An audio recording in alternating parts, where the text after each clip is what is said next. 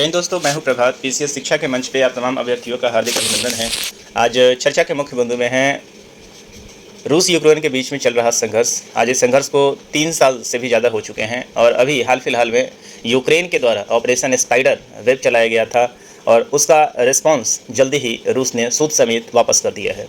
काफ़ी interesting session है। यदि आप इस चैनल को लगातार फॉलो कर रहे हैं तो आपको इस तरह के करंट अफेयर्स अपडेट लगातार मिल रहे होंगे। तो उम्मीद करते हैं कि आपने इससे पहले की वीडियो देखा होगा आप सभी ने। और यदि आपने चैनल को सब्सक्राइब नहीं किया है तो चैनल को जरूर सब्सक्राइब कर लें और अपने दोस्तों के बीच में भी जरूर इसे शेयर करें। आइए चलते हैं, काफ़ी इंटरेस्टिंग ये पूरा का पूरा सेशन होने वाला है। यहाँ हम चर्चा करने वाले हैं मुख्य रूप से ऑपरेशन स्पाइडर वेब और उसके रिस्पांस के बारे में, और क्यों है नाटो कंप्लीट रूप से अलर्ट पे, इसके बारे में भी हम लोग चर्चा करेंगे।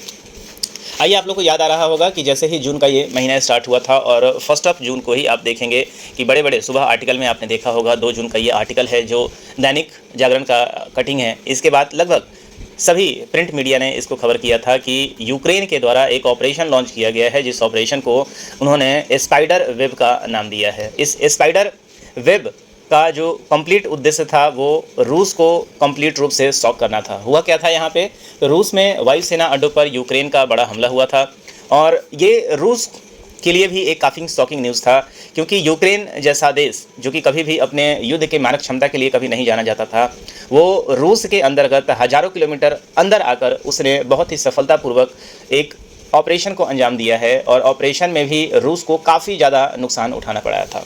तो यहाँ पे आप देखेंगे कि यूक्रेन ने रविवार को रूस को बड़ी चोट देते हुए साइबेरिया स्थित परमाणु हमले में सक्षम बमवर्षक विमानों के बेलाया वायुसेना अड्डे पर ड्रोन हमला किया है। इस हमले में रूसी वायुसेना के 40 से ज़्यादा विमानों को भारी नुकसान पहुंचने की सूचना है और यूक्रेनी हमले के बाद कुछ विमान ऊंची लपटों के साथ जलते हुए देखे गए हैं। यूक्रेनी हमले की बड़ी बात यह रही कि उसके ड्रोन ने रूस में 4300 किलोमीटर भीतर जाकर वायुसेना अड्डे पर हमला किया। अब आप सोच रहे होंगे कि आखिर यूक्रेन ने 4300 किलोमीटर अंदर जाके रूस के ऊपर कैसे हमला किया, और वह भी उस स्थिति में क्योंकि हम लोग अभी हाल फिलहाल में जिस ऑपरेशन सिंदूर को कंडक्ट किए थे वहाँ पे रशियन मेड ही वेपन था S-400, जिसके माध्यम से चाइनीज वेपन्स को कंप्लीट रूप से न्यूट्रलाइज किया गया। पाकिस्तान कंप्लीट रूप से सरेंडर कर चुका, लेकिन यहाँ पे क्या रशियन वेपन्स इसको डिटेक्ट करने में असक्षम रही। तो वस्तुतः यदि आपको बता दें कि ऑपरेशन जो वेब स्पाइडर वेब था, इसे यूक्रेन ने बाहर से इन्फिल्ट्रेट करा के नहीं किया था। इस ऑपरेशन के लिए यूक्रेन एक लंबे समय से तैयारी कर रहा था। जैसा कि यूक्रेन का स्टेटमेंट आया था कि लगभग 18 महीने से इसकी प्लानिंग चल रही थी और इस प्लानिंग में खास ये था कि ये बाहर से बॉर्डर इन्फिल्ट्रेट करके कोई एरियल ऑब्जेक्ट नहीं आया था। ये रूस के अंदर ही सबसे पहले ट्रक के माध्यम से सैकड़ों ड्रोन्स को पहले भेजा गया और एक एक करके आप देखेंगे कि इसके ऊपर अटैक किया गया था। तो रूस पर सबसे बड़ा यह हवाई हमला अभी तक हुआ है। यूक्रेन के विभिन्न शहरों पर 472 ड्रोन और 7 मिसाइलें दागी गई थीं। यूक्रेन सेना के ट्रेनिंग सेंटर में 12 सैनिकों के मारे जाने की खबर थी और 60 के घायल होने की सूचना थी। सबसे इंपॉर्टेंट यह है कि रूस को यहाँ पे बहुत बड़ा क्षति हुआ था। Tu-95, Tu-22 जितने भी इनके फाइटर जो बॉम्बर थे उनका इन्हें नुकसान है। जहाँ तक इन्होंने क्लेम किया है, यूक्रेन ने क्लेम किया था कि इन्होंने ऐसे 40 फाइटर्स को इन्होंने क्या किया था कि न्यूट्रलाइज कर दिया था और इसको उड़ा दिया गया था। तो इस चीज़ के इन्होंने क्या किया था, इस बात पे ध्यान देने वाली बात है कि इस विमानों से रूस अक्सर यूक्रेन पर बैलिस्टिक और हाइपरसोनिक हमला किया करता था और यूक्रेनी अधिकारी ने बताया है कि कंटेनर में ड्रोन रखकर उन्हें ट्रक से रूसी सीमा के भीतर ले जाकर हमले किए गए और बेलाया वायुसेना अड्डे समेत रूस के कई वायुसेना ठिकानों को निशाना यहाँ बनाया गया है। ये हमले 1.5 वर्ष की तैयारी के बाद किए गए थे। तो हुआ क्या था यहाँ पे, इस बात को आप अच्छे से समझें कि वस्तुतः यूक्रेन ने ट्रक के माध्यम से रूस के उस एयरबेस को यहाँ पे आप देखेंगे कि निशाना बनाया, जहाँ से ये लगातार जो बॉम्बर्स थे लगातार यूक्रेन के ऊपर क्या करते थे, हमला करते थे और यहाँ पे लगातार न्यूक्लियर वेपन्स सारे ये कैपेबल थे। तो यहाँ पे ट्रक के माध्यम से एक ट्रक में कंटेनर में छुपाकर सबसे पहले इसको रूस के अंदर लेके जाया गया और एयरबेस के पास पहुंचकर वहां पे ये सारे के सारे FPV ड्रोन थे, काफ़ी छोटे ड्रोन थे, मतलब फर्स्ट पर्सन व्यू जिसको कहा जाता है। इन सबों पे कैमरा से ये लैस थे और कैमरा के माध्यम से इन्होंने क्या किया है, वहाँ पे एक एक करके अटैक को अंजाम दिया था। यूक्रेनी रक्षा एजेंसी SBU ने देर रात हमले की जिम्मेदारी लेते हुए कहा कि रूस में दुश्मन के रणनीतिक विमान समूह जल रहे हैं और यूक्रेन ने जिस रूसी सैन्य विमानों को निशाना बनाया है वो लंबी दूरी तय करके दुश्मन के ठिकानों पर परमाणु हमला करने में सक्षम थे। तो आप देखेंगे बहुत ही विभत्स कहेंगे आप इसको, और एक काफ़ी यूक्रेन के द्वारा काफ़ी मेहनत के बाद इस अटैक को किया गया था। अब जिस तरीके से अटैक किया था यहाँ पर यूक्रेन ने, ये बात तय थी कि इसके ऊपर कोई ना कोई रिस्पॉन्स यहाँ से देखने को मिलेगा। और रिस्पॉन्स देने में राष्ट्रपति व्लादिमीर पुतिन ने ज़्यादा दूर नहीं की है। और अभी हाल फिलहाल जिसमें मैं लेक्चर रिकॉर्ड कर रहा हूँ, उस समय तक व्लादिमीर पुतिन ने इसका बहुत ही शानदार तरीके से आपने देखा है कि रिस्पॉन्स भी दे दिया है। और रिस्पॉन्स भी ऐसा दिया है जिससे पूरा का पूरा पश्चिम, जो पूरा का पूरा महकमा है, ये सारा का सारा आप देखेंगे कि वो क्या है, मुश्किल में पड़ता हुआ नज़र आ रहा है। तो यूक्रेन ने ऑपरेशन स्पाइडर वेब के जरिए रूस पर पर्ल हार्बर जैसा हमला किया था। और उसके बाद आप देखेंगे कि यहाँ पे लगातार इसके बाद यूक्रेन के पलटवार ने रूस की रणनीति को पहुंचाई है भारी क्षति। तो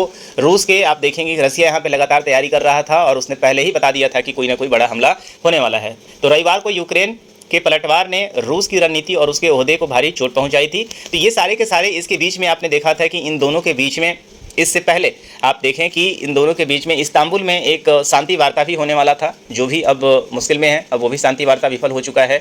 और महाशक्ति को चुनौती देने वाले यूक्रेनी हमले में आप देखेंगे कि इसके बाद केवल यूक्रेन ने ये हमला यहीं पे रोका नहीं था, इसके बाद भी आप देखेंगे जो कर्ज जो संधि है वहाँ पे भी आप देखेंगे ब्लैक सी में भी यूक्रेन के द्वारा लगातार जो है वो अटैक किया गया है। तो आप देखेंगे कि ये तीसरा हमला 2024 में। तो मतलब कुल मिला के ये है कि यूक्रेन जो है वो हार मानने को तैयार नहीं था और अंततः रिस्पांस आना तैयार था और रिस्पांस दिया है व्लादिमीर पुतिन ने। और ये आप देख रहे हैं कि ये 8 जून का ये न्यूज़पेपर का कटिंग है और 8 जून में रूस ने रात में दिन बना दिया।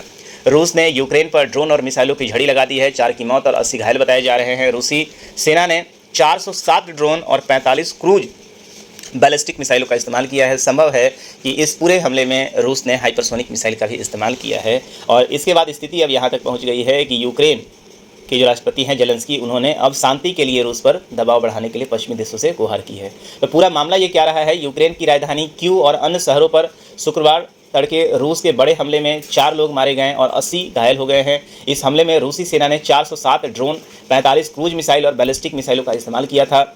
यूक्रेनी सेना का दावा है कि इनमें से ज़्यादातर को उन्होंने आकाश में नष्ट कर दिया है। बावजूद इसके यूक्रेन में संपत्ति को भारी नुकसान हुआ है। हमले के बाद यूक्रेन के राष्ट्रपति व्लादिमीर जेलेंस्की ने शांति के लिए रूस पर दबाव बढ़ाने का सहयोगी पश्चिमी देशों से आग्रह किया है। माना जा रहा है कि रूस ने यह हमला 1 जून के यूक्रेन के रूसी वायु सेना अड्डों पर हमले के जवाब में किया गया है। रूसी राष्ट्रपति व्लादिमीर पुतिन ने यूक्रेन को जवाब देने के भविष्य में बुधवार को अमेरिकी राष्ट्रपति डोनाल्ड ट्रंप को टेलीफोन वार्ता के दौरान बता दिया था। तो इस बात को भी आप देखेंगे कि इससे पहले इसकी भनक बीच में आप देखेंगे कि लगातार राष्ट्रपति ट्रंप के द्वारा भी प्रयास किया जा रहा था, यहाँ शांति का प्रयास किया जा रहा था, लेकिन ये शांति प्रयास संभव नहीं हो पाया। और यूक्रेन ने आप देखें कि रसिया पे यूक्रेन में अटैक किया और आप तुरंत ही रूस ने अब रिस्पॉन्ड भी कर दिया है। अब यहाँ पे देखने वाली बात ये होगी कि क्या इस्तांबुल में जो शांति वार्ता इन दोनों के बीच में होने वाला था, क्या ये यहाँ से आगे बढ़ता है या नहीं बढ़ता है। आगे यहाँ पे रूस क्या करने वाला है, तत्काल जिसमें मैं ये लेक्चर रिकॉर्ड कर रहा हूँ, पूरे के पूरे नेटो के जितने भी देश हैं उन सबों में हाई अलर्ट कर दिया गया है। और संभव है कि यदि ये बात यहाँ तक नहीं रुकी तो रूस सभी नेटो कंट्री के ऊपर भी हमला कर सकता है और ये हमला काफ़ी विध्वंसक होगा, इस बात का भी पूरी तरीके से अनुमान लगाया जा रहा है। तो उम्मीद करते हैं कि इस सेशन में आपने इस पूरे जो एक्टिविटी है, अभी तक के जो डेवलपमेंट हुए हैं रूस यूक्रेन वॉर के अंतर्गत, खासकर दोनों ही ऑपरेशन स्पाइडर वेब और रूस के द्वारा जो यूक्रेन को पे पलटवार किया गया है, उन सभी को लेकर आप अपने करंट अफेयर्स में निश्चित रूप से अपडेट कर पाए होंगे। यदि आपको सेशन अच्छा लगा है तो आप अपने दोस्तों के बीच में से शेयर करें, सब्सक्राइब करें, लाइक करें। यदि आप फेसबुक पे हैं तो वहाँ भी आप हमारे पेज को फॉलो कर सकते हैं। तो आज के सेशन में इतना ही, मिलेंगे आपसे अगले सेशन में, तब तक दीजिए हमें इजाज़त। इसी के साथ साइनिंग ऑफ, दिस इज प्रभात। जय हिंद।